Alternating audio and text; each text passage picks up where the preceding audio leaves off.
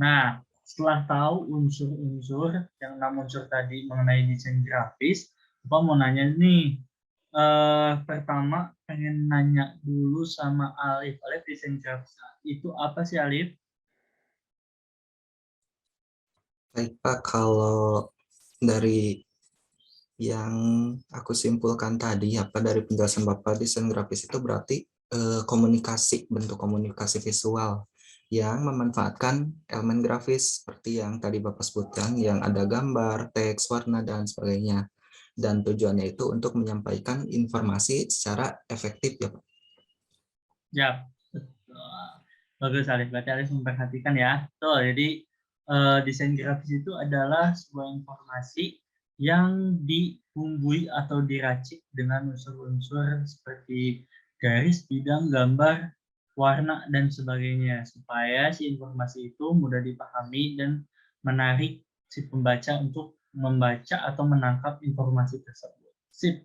Bagus, Alif. Selanjutnya, eh pengen nanya untuk Regina. Regina, dari apa yang udah Bapak jelasin tadi, itu apa sih dalam suatu unsur desain grafis? Titik merupakan suatu bentuk kecil yang enggak mempunyai dimensi, Pak. Nah, umumnya titik ini tuh berbentuk ya titik bulat gitu. Terus juga enggak bersudut dan juga tanpa arah. Yap, betul. Kalau jadi titik itu ya emang betul titik. Tapi dalam suatu desain grafis, dia itu memang tidak memiliki sudut dan tanpa arah, tapi dialah yang membentuk si sudut tersebut. Gitu. Betul, Regina. Terima kasih. Selanjutnya Bapak mau nanya ke Julieta.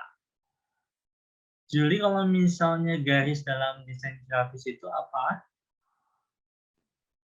Tahu saya, kalau garis itu kumpulan titik-titik yang saling sejajar sehingga membentuk satu kesatuan. Nah, garis-garis ini tuh ada banyak macamnya kan, yang common tuh pasti garis lurus. Nah, garis lurus juga ada yang horizontal, ada yang vertikal, terus ada juga garis lengkung, ada garis majemuk berupa zigzag, terus ada juga garis gabungan. Garis gabungan tuh kayak perpaduan dari garis lengkung sama garis lurus. Begitu, Pak.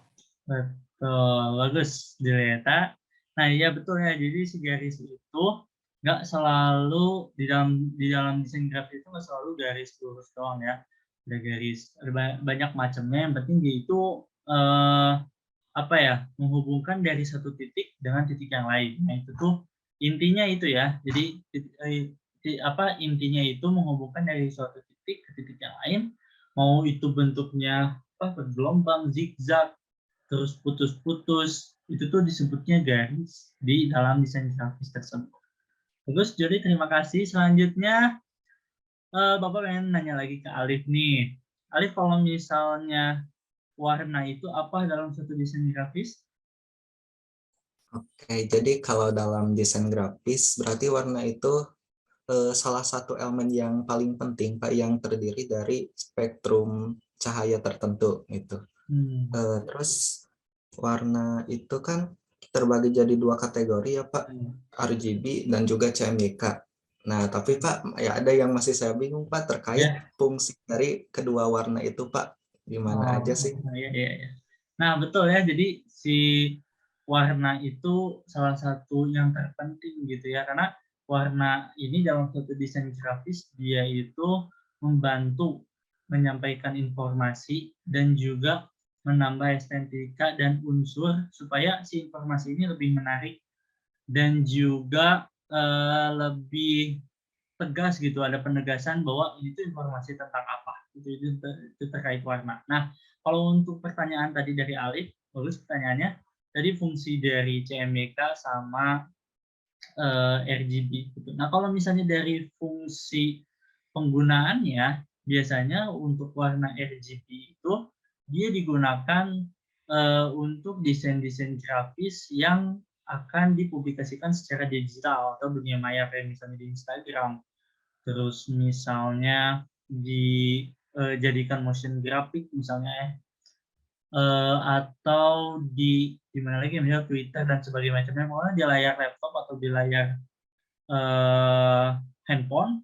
Nah, itu tuh kita menggunakan warna RGB. RGB itu singkatan dari red, green sama blue, merah, hijau, biru. Nah, kalau misalnya CMYK untuk fungsinya sendiri dia digunakan untuk desain-desain grafis yang digunakan dalam desain percetakan atau produk-produk yang dicetak, kayak misalnya brosur, terus banner, terus apa lagi ya? Pokoknya segala desain yang dicetak atau bisa kita pegang gitu hasil cetakannya. Nah, itu kita menggunakan warna CMYK. Kalau singkatan dari CMYK sendiri itu ada cyan, terus magenta, yellow, sama K-nya black. Seperti itu, Alif. Dapat dipahami? Baik Pak, berarti tadi tuh RGB itu untuk produk digital ya Pak, buat yang di monitor atau di layar. Terus CMYK itu buat produk yang dicetak gitu ya Pak? Ya, betul, Alif. Oke, makasih Pak. Siap, sama-sama. Terima kasih juga, Alif. Selanjutnya, Bapak pengen balik lagi ke Regina.